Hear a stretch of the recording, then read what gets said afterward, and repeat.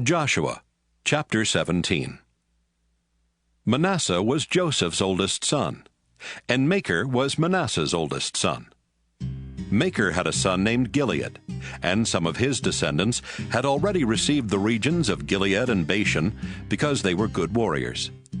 The other clans of the Manasseh tribe descended from Gilead's sons Abiezer, Helek, Asriel, Shechem, Hepher, and Shemida. The following is a description of the land they received. Hepher's son, Zelophehad, did not have any sons, but he did have 5 daughters, Mela, Noah, Hoglah, Milcah, and Tirzah. One day the clans that were descendants of Zelophehad's 5 daughters went to the priest Eleazar, Joshua, and the leaders of Israel. The people of these clans said, "The Lord told Moses to give us land, just as he gave land to our relatives." Joshua followed the Lord's instructions and gave land to these 5 clans, as he had given land to the 5 clans that had descended from Hepher's brothers. So Manasseh's land west of the Jordan River was divided into 10 parts.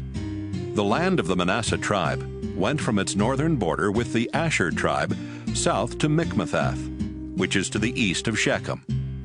The southern border started there, but curved even farther south to include the people who lived around Tappuah Spring. The town of Tappuah was on Manasseh's border with Ephraim. Although the land around Tappuah belonged to Manasseh, the town itself belonged to Ephraim.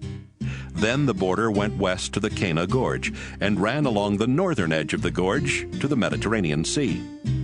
The land south of the gorge belonged to Ephraim. And even though there were a few towns that belonged to Ephraim north of the gorge, the land north of the gorge belonged to Manasseh. The western border of Manasseh was the Mediterranean Sea, and the tribe shared a border with the Asher tribe on the northwest, and with the Issachar tribe on the northeast.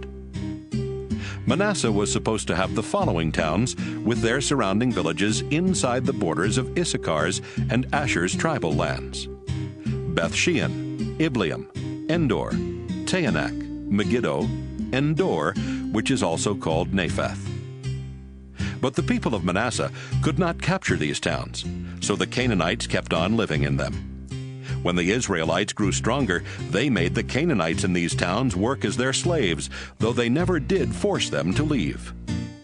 One day the Joseph tribes came to Joshua and asked, "Why didn't you give us more land?